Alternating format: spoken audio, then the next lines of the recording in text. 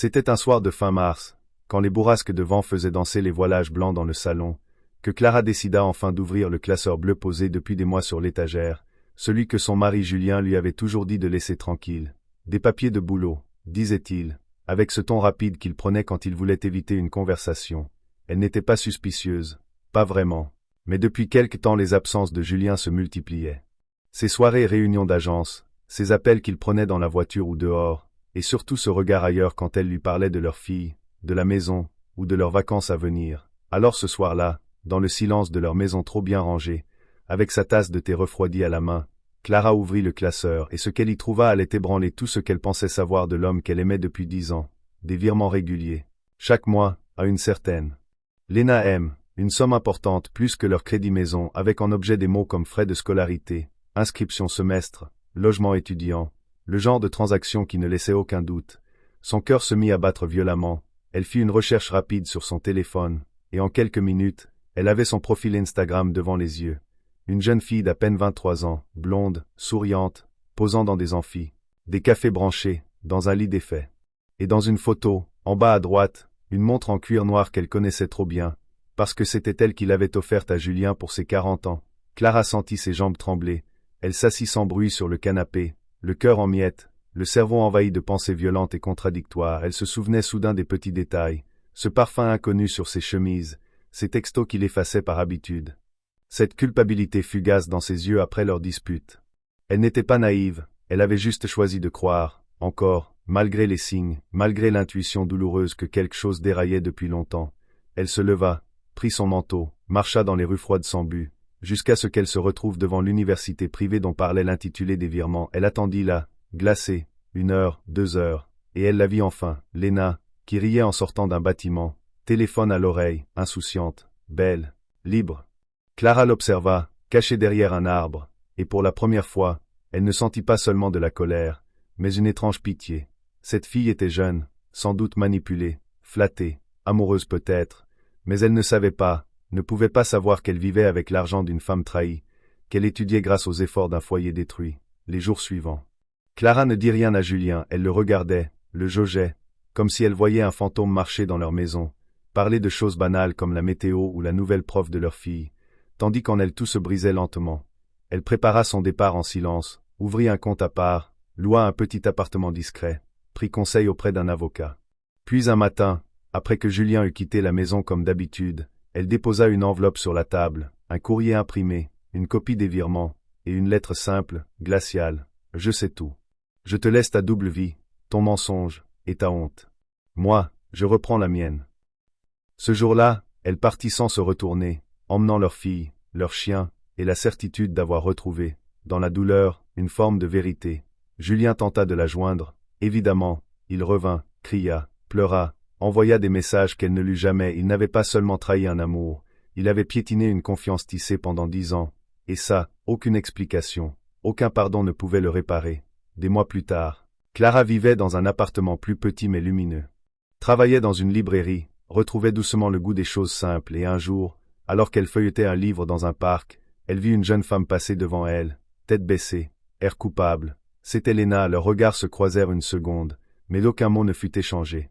Parfois, la douleur laisse des traces que même les excuses ne peuvent effacer, et parfois, c'est dans la perte que l'on retrouve sa propre dignité. Clara resta figée un instant sur ce banc après avoir croisé le regard de Léna, comme si le passé s'était matérialisé devant elle sous la forme d'un fantôme au visage maquillé et au sac d'étudiante, mais elle ne bougea pas, ne détourna pas les yeux, parce que dans cette seconde figée dans le silence du parc, elle comprit que ce n'était plus elle la femme blessée, c'était Léna qui portait désormais la honte sur les épaules, le poids d'avoir participé à la ruine d'un foyer. Même si sans doute sans le vouloir, et Clara n'avait plus besoin de mots, plus besoin d'explications, elle était ailleurs maintenant, dans une autre vie, une vie plus franche, plus sobre, plus vraie. Les semaines passèrent, et malgré la tranquillité apparente, les cicatrices laissaient parfois des douleurs profondes. Elle se réveillait encore certaines nuits avec des souvenirs d'avant, de leur voyage en Italie. Des rires sous la pluie, des soirées passées à choisir un film qu'ils ne regarderaient pas, tant ils parlaient, et elle se demandait alors si tout cela avait été vrai, ou si Julien avait toujours joué un rôle. Mais le matin, quand elle voyait sa fille courir dans le couloir en chaussettes, le sourire encore froissé de sommeil, elle se souvenait que certaines choses étaient réelles, et qu'elles valaient plus que tous les faux serments. Julien, lui, avait sombré dans le silence après des semaines de tentatives maladroites. Il n'avait pas compris, ou plutôt il n'avait pas voulu comprendre que Clara n'était pas partie par vengeance, mais par nécessité, comme on arrête de respirer dans une pièce où l'air devient toxique. Un jour, elle reçut une lettre manuscrite, chose rare dans ce monde de SMS. C'était lui, son écriture nerveuse, plus tremblée qu'avant, et les mots qu'il avait choisis trahissaient une détresse sincère. Il disait qu'il avait fait une erreur, qu'il n'avait jamais cessé de l'aimer, qu'il ne savait pas pourquoi il avait fait ça, comme si l'usure, la peur de vieillir, le besoin d'être désiré avaient tout faussé dans sa tête. Il s'excusait, longuement, maladroitement, parlait de leur fille, des souvenirs, disait qu'il était prêt à tout réparer. Clara lut la lettre, la reposa sans colère, sans larmes, et n'y répondit pas. Ce n'était pas qu'elle lui en voulait encore. C'est qu'elle n'avait plus besoin de ces mots, comme on n'a plus besoin d'un vêtement qu'on a trop porté et qui ne nous va plus. Elle avançait lentement, parfois douloureusement, mais elle avançait. Elle se mit à écrire, tous les soirs, dans un carnet noir, des pensées, des fragments de souvenirs, des réflexions sur l'amour, la trahison, la reconstruction, et peu à peu cette écriture devint un projet, puis un manuscrit.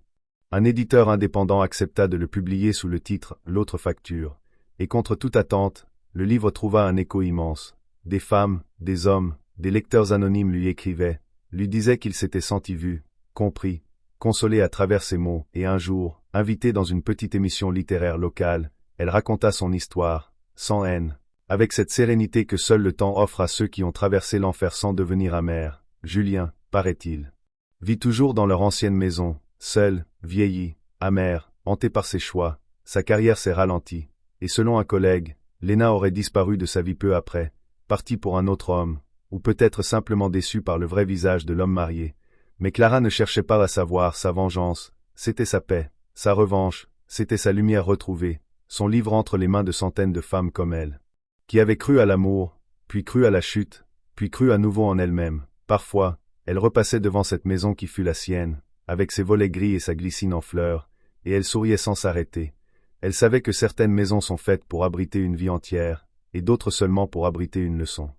3 ans plus tard, un samedi de juin, Clara assistait à la remise de diplôme de leur fille, Élise, devenue une jeune femme brillante, forte et pleine de douceur. Dans la foule des parents, elle aperçut Julien, seul, en retrait, les cheveux plus gris, le visage marqué par le temps et le regret. Leurs regards se croisèrent brièvement, sans animosité, juste ce silence étrange entre deux personnes qui ont vécu une vie entière et se reconnaissent sans se rejoindre. Il n'osa pas venir la voir. Et elle n'en attendait rien. Il avait fait ses choix, elle aussi, et dans cette salle remplie d'applaudissements et d'avenir, Clara comprit que le passé n'avait plus d'emprise. En sortant, sa fille la serra dans ses bras et lui dit simplement « Merci de m'avoir tout donné, même dans les pires moments. » Et dans ce simple murmure, il y avait toute la victoire de Clara. Elle n'avait pas survécu, elle s'était reconstruite. Et mieux encore, elle avait transmis sa force.